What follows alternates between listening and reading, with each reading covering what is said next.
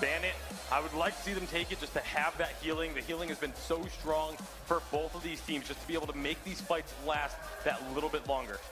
Yeah, it's such a good pick by Immortals there. First picking the Adagio. So now Cloud9 has to think, you know, should we take the Lyra here or take the Cat? Wow, they're going to take Cap and say, I think they're going to then ban Lyra and then force Immortals to ban Batiste here.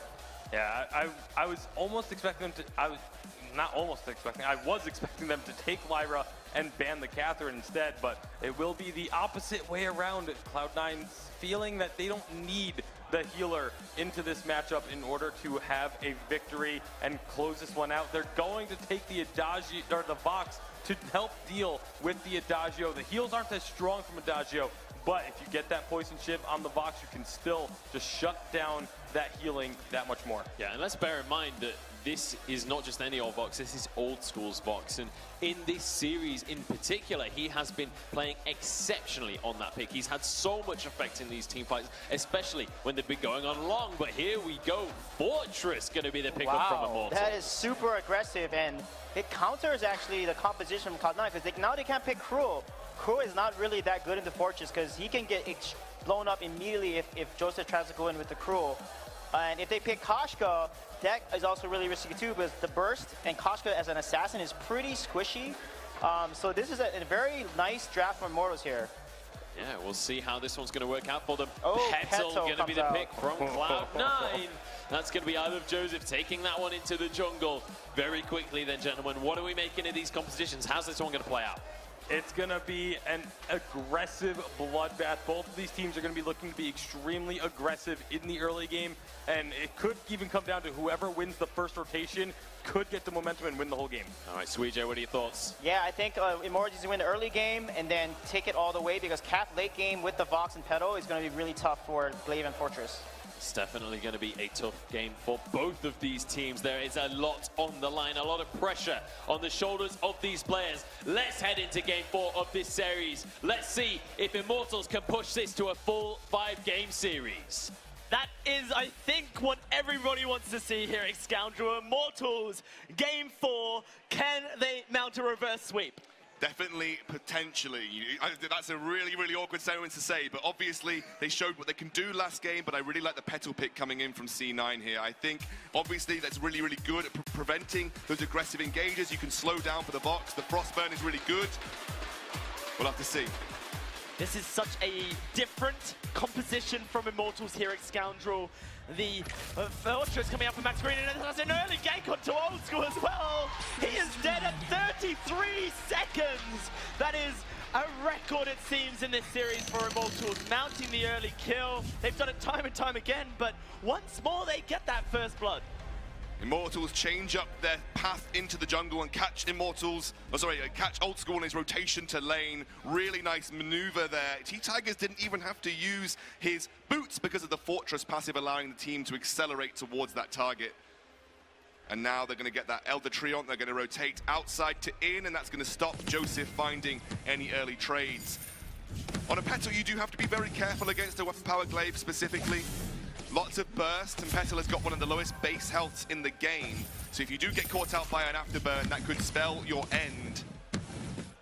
Joseph will be looking for an early reflex block, you imagine, in his build to prevent himself getting repositioned like that, because Petal is all about positioning, using that trampoline, finding those flanks, making sure that your minions are closing the distance for you instead. And the scary thing is if Max Green is there with T-Tigers to be part of that ganking patrol, and you have that Dragon Blood contract, which just provides so much burst, already adding to Glaive's amazing burst as well. So here for Immortals with that early advantage onto Old School, that early kill, you have to just think that Immortals want to ride the momentum that they developed in the previous game and continue to put the pressure onto Cloud9, who are looking for a fight.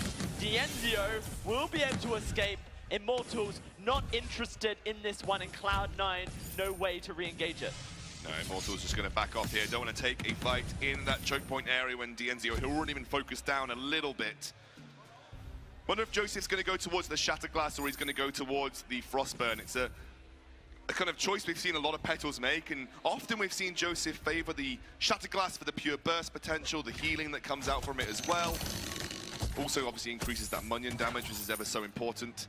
But Frostburn would be really good at preventing a almost movement speed focused engage from Immortals, stops and shuts down potential engages from them in the early game. And like Suijay said, you really need to see an early game snowball coming out from Immortals here. You want T-Tigers to be able to run wild on this weapon power glaive, really accelerate ahead of I Love Joseph and consistently provide a threat to him in these team fights. Because remember, you can Afterburn in, you can gift a fire onto T-Tigers, give him the Agent of Wrath, and that's a lot of burst that will go down onto I Love Joseph, who you imagine will be the primary target in most of the team fights for Immortals. Yeah, we'll have to see how Immortals do decide to play it, as they're all stacked up in the lane.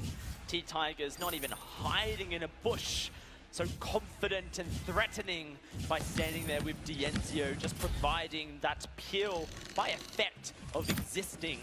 And now he can move on down towards the middle of the map. However, Immortals have to be careful that they don't take too much damage. Tiger's working towards that tension bow early item. He's picked up some tier 1 shielding, realizing that if he doesn't quite get the engage he wants, that shielding will help him escape if necessary.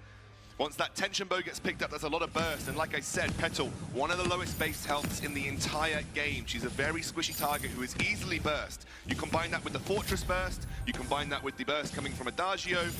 It is a target that is very susceptible to those hard engages that the Afterburn provides. It's quite incredible, actually. You look at Joseph and Old School sitting on that Vox and Petal alike, and their health pool is actually fairly similar.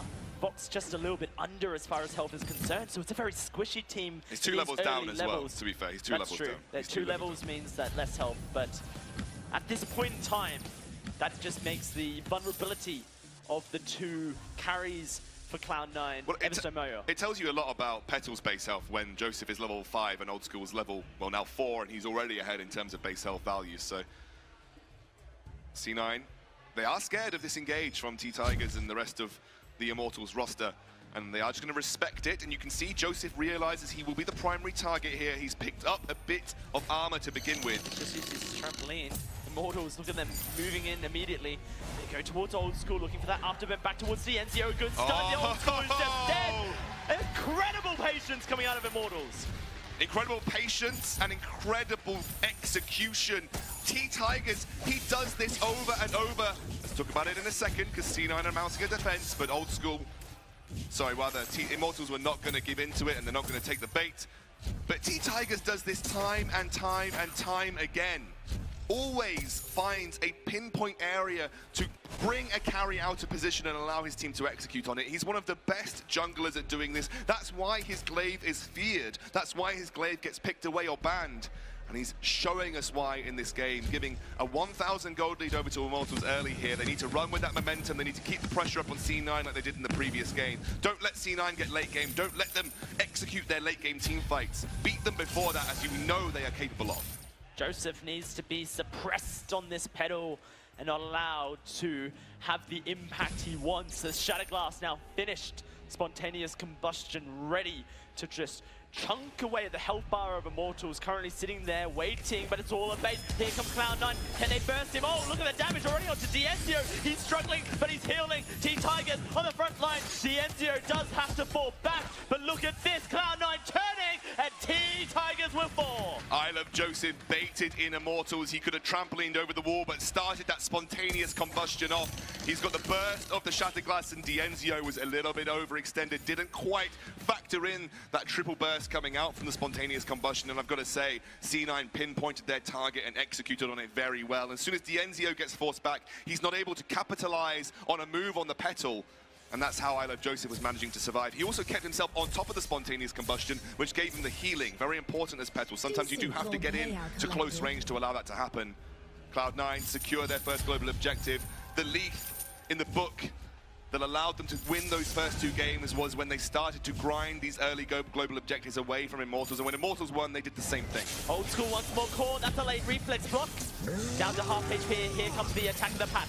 Max Green leading the charge, but he cannot get any deeper. T-Tigers not able to dive on in any further. The afterburn coming up in just half a second. And Immortals will start to move back towards their turret. 1 Munyon explosion and a scout trap was enough. Wait a second. Gabe Fizzle moving on in. T-Tigers has to use that afterburn defensively. Once more, Max Green holding onto his fountain as a captain. He has the Life Spring passive. He can heal himself. Means he doesn't have to burn it early. C9 have held on really well here, enough so that with that gold line, they have taken the gold lead. And remember, as a Petal and a Vox, you're going to scale up very nicely. The control of the team fights is going to go in your favor.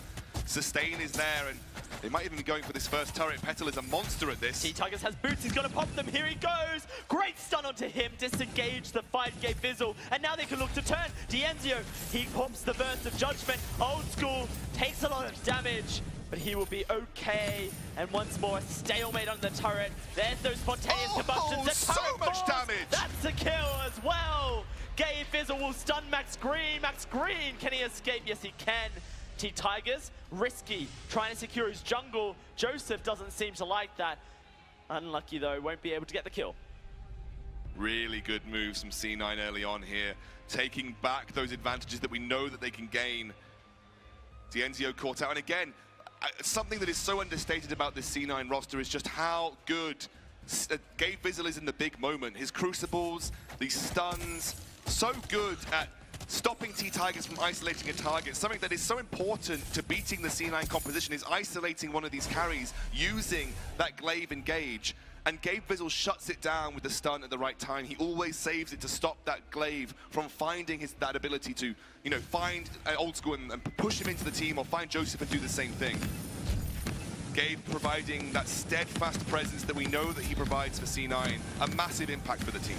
Dienzio in a bit of trouble here as Joseph going to do a lot of damage. Dienzio gets bursted. T-Tigers dives on in, but Immortals cannot continue this chase. Cloud9, so much damage when Immortals does go in. Every Vainglory player under the sun will know how relentless a Petal can be when she gets the ability to chase you down. If you don't get the jump on Petal, she will make you pay for it. And Joseph has been doing that by being aggressive. He's been doing it by starting these fights off with that spontaneous combustion onto the right target, using the extended range of his basic attacks from a trampoline to make sure that his minions do focus that target. And then that gives them the front foot. And when Petal has the front foot, you can't then turn and try and burst her. And that's when Petal thrives. The chase down of Petal is so devastating if you leave her to her own devices. T-Tigers playing aggressive. Immortals just can't do that. And let's talk about this fortress for a second, Scoundrel, because Immortals, they rely on aggression to make their composition work. Oh, absolutely. They need to find the engages. They can't sit back. They've got a pretty good counter engage, so they can find that if necessary. Attack of the Pack is very good if C9 looks for the engage and they choose to turn it around, but often with Fortress, you want to be looking to consistently press your advantage, and right now Immortals are not finding that opportunity.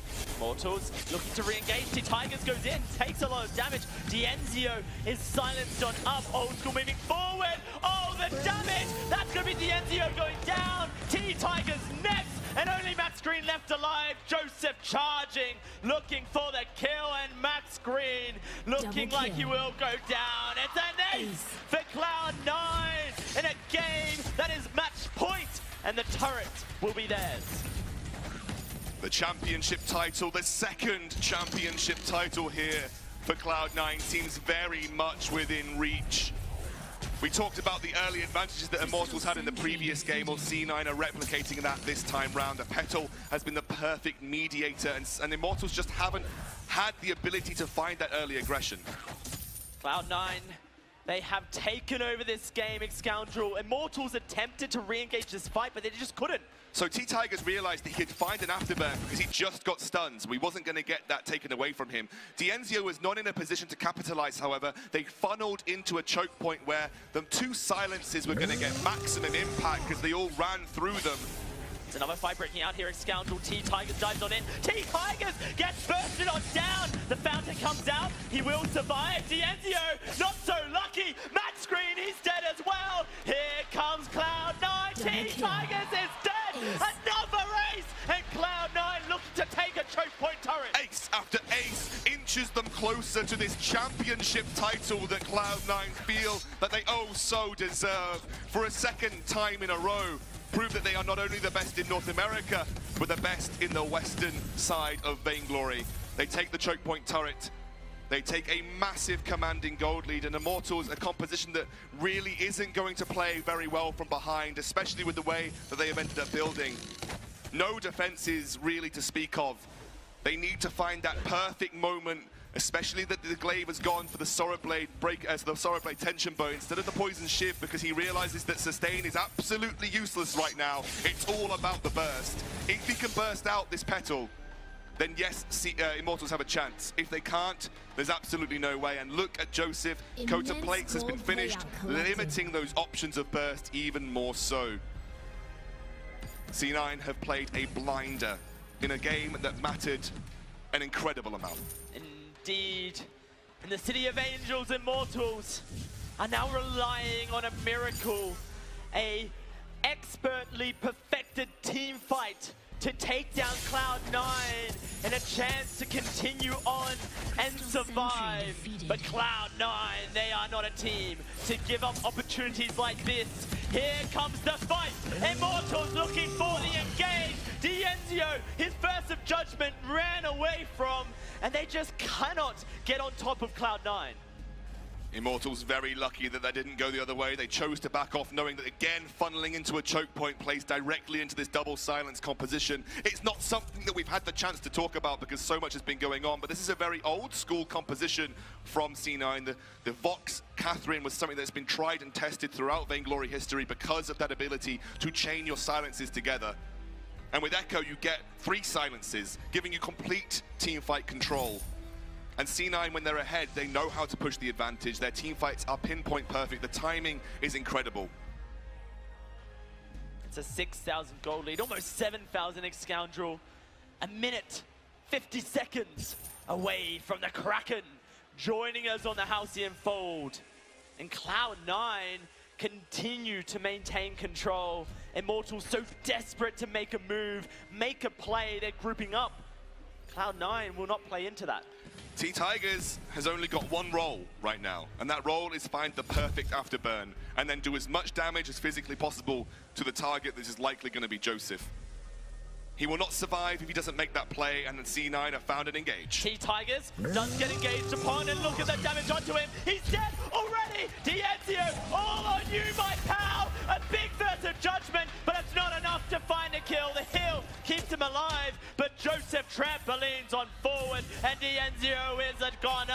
It is Cloud9, the Kraken unleashed, awakened onto the Halcyon Fold, but they're going to backport and wait for the moment that is right to take the beast. Gavers was going to start it up, a refreshed and item spiked Cloud9 are going to make their way back to that Kraken pit. A single take of Kraken you feel will seal the deal. And if Cloud9 wanted to send a message that they very much deserve this title, not only for the first time, but the second time, this is a game that they've definitely sent that message. Immortals had that resurgence, they definitely outdrafted, they definitely outplayed, but Cloud9 are not one to rest on their laurels. And laurels, my friend, have not been rested on. They have not. There's the Kraken, unleashed by Joseph himself. 5-0 and 4 on this petal. He's just undoing the seams that is Immortals at this point. The Crystal Sentry has been eliminated. Immortals locked up in their basic Scoundrel, awaiting their fate. The Kraken marching down the lane. Right now, it would take a miracle for Immortals to find their way back in. A last-ditch attempt under those double vein crystal turrets, but C9 look like they are searching for it. Here we go. Immortals with the team fight. They need to win, but T-Tigers so low already. The silences are there. Dienzio, can he output the damage? He's stunned on up. He's taken on down. T-Tigers next on the menu, and a fortress seems like a great meal for Cloud9. They have done it in Scoundrel. Once in London, twice in Los Angeles. Cloud9 to take down these Vein Crystal turrets, and they will once more show the Western Hemisphere that they are the best at Vainglory. Determination, concentration, skill, teamwork, name a characteristic, and this